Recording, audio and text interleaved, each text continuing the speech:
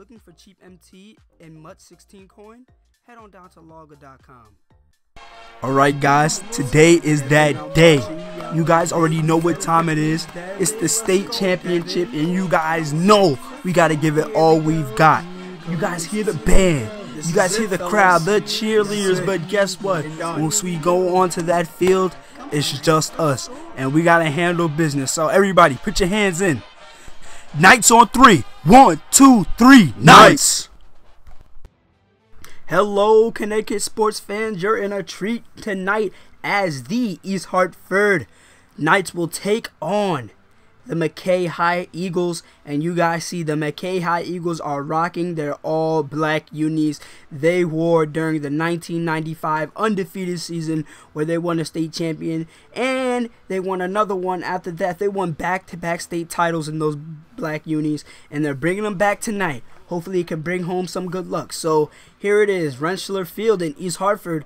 You guys may be thinking that East Hartford has a home advantage, but there are a lot of supporters out of McKay supporting the Eagles right now. So I send you down to midfield for the tip-off, and the McKay Eagles do win the tip, and they will be kicking, deferring to halftime, and the Knights will be receiving the ball.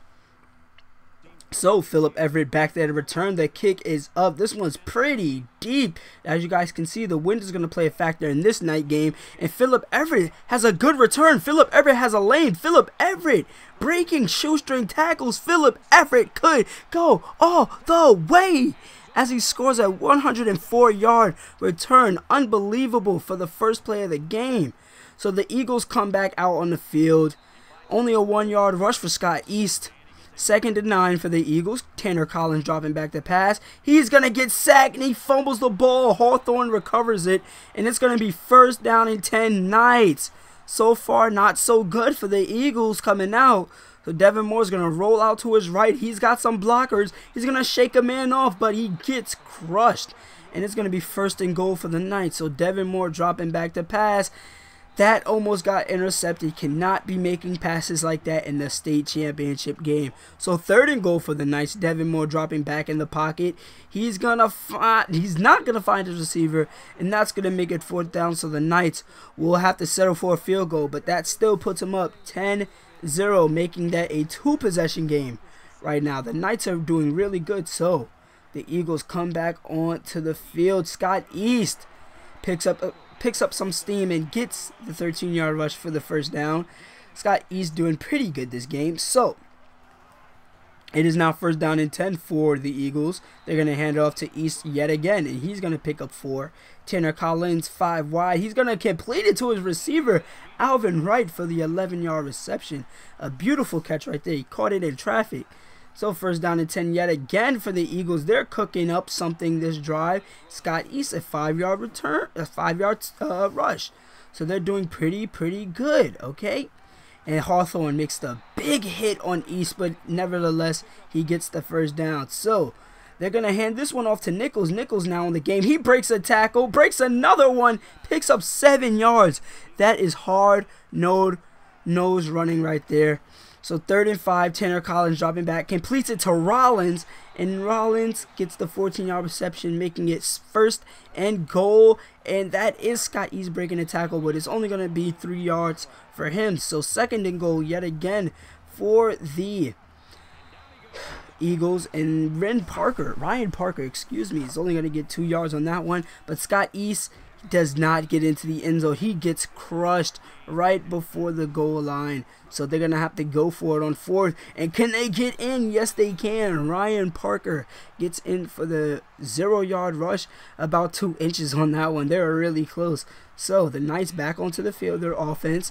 A 4-yard rush for Benjamin Marks. He's been pretty quiet. I mean, that drive, they really only had one drive. That was about 20 yards.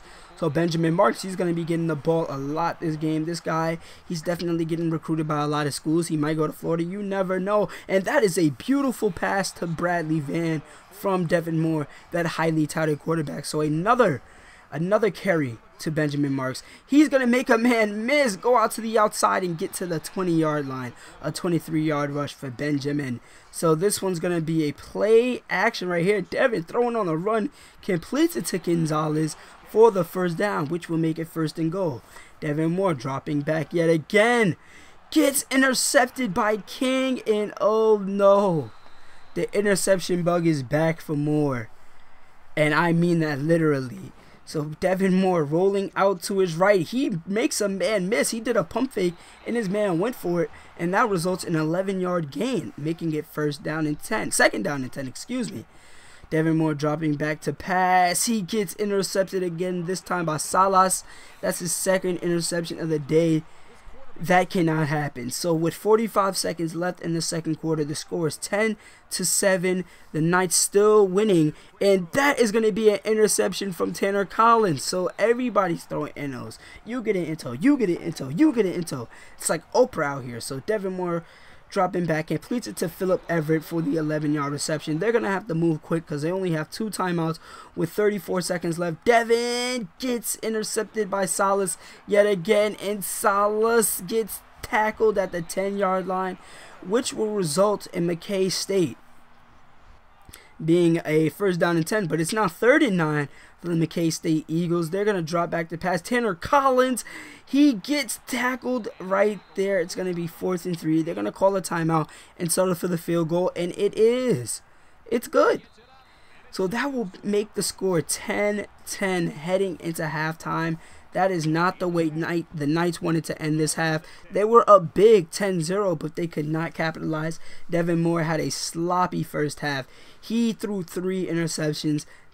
You cannot get it done, guys. Kids at home, you can't get it done with 3 interceptions. So Devin Moore definitely has to do something coming out the next half. Tanner Collins also, he's definitely relying on Scott East and his receivers. He has not been making the prettiest throws, and that, I believe, was incomplete. But you know, in high school football, you don't have instant official reviews on instant replays, so you can't really challenge that. But in my eyes, I believe it was incomplete.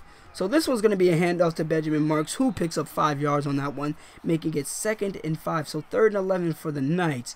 Devin Moore's going to drop back the pass out of the shotgun. He's going to find his receiver, Griffith. Griffith's going to bounce off a tackler, pick up the 1st and more. So the Knights definitely cooking up something this drive. This one's going to be a triple option, pitching it to Benjamin Marks. Pitched it at the right time, and Benjamin Marks almost gets into the end zone. But that's going to give the Knights 1st and goal on the 2-yard line. So Devin Moore, he's calling something. Drops back to pass from the shotgun. He's just going to waltz into the end zone himself, make the moves himself, bow down, point up to the sky. That's Devin Moore at his finest right there, making the moves himself. That's what we like to see out of him. He's been having a shaky game so far, but he's now starting to pick it up. So it's going to be 1st down and 10 for the Knights. 0 yards for Benjamin Marks on that rush. So 3rd and 10 for the Knights. Devin Moore dropping back. He's going to find his receiver in the tightest of windows. Bradley Van on the reception, 22 yards. That was absolutely amazing. So Benjamin Marks picks up the 1st down, just rumbling, bumbling, stumbling for that one. So 1st down and 10 yet again for the Knights. Another methodical drive. Devin Moore dropping back. He's going to throw, and he's going to find his receiver, Rondell Taylor, for the touchdown. Rondell has been pretty quiet this game, but you guys see, that's another touchdown for Devin Moore. So he's definitely getting good out there on the field. And that's going to be only 1 yard for Scott East. The McKay State Eagles have to do something if they want to get this game. Tanner Collins throws another pick. This time it's to Hawthorne. Hawthorne's going to get tackled from behind. But that's definitely not what the Eagles were looking for. So the Knights are just going to probably look to run this clock out, and getting in a 1st down right there definitely is going to seal the deal here at Rentschler Field. Yes, that is the Knights who are going to be picking up the victory at Rentschler Field. It was a great game throughout. Devin Moore had a spectacular game. Devin Moore, he's not going to win player of the game, but he was able to pick himself up after those 3 interceptions, and that is what a proven leader does. Now I'm going to send it down to Keenan Shaw, who is with Moore himself. I'm Keenan Shaw, and right next to me is the captain of the Connecticut State Champion Knights. And Devin, I gotta ask, how does it feel winning your first state championship? Well, I'll be the first to tell you that it feels great. It feels absolutely unbelievable. We worked our butts off all season, and we finally can claim the state championship. I couldn't have done it without my teammates. Was it hard keeping your composure throughout? After those few picks, I was holding my head down, but I had my teammates next to me. They corralled around me. They told me, keep your head up. And, that's just how I kept my composure throughout. Last question. Have you made your final decision on where you're going to play next year? As for right now, I narrowed it down to about 5 schools. But if you're watching at home, I will be making my decision next week, so stay tuned in.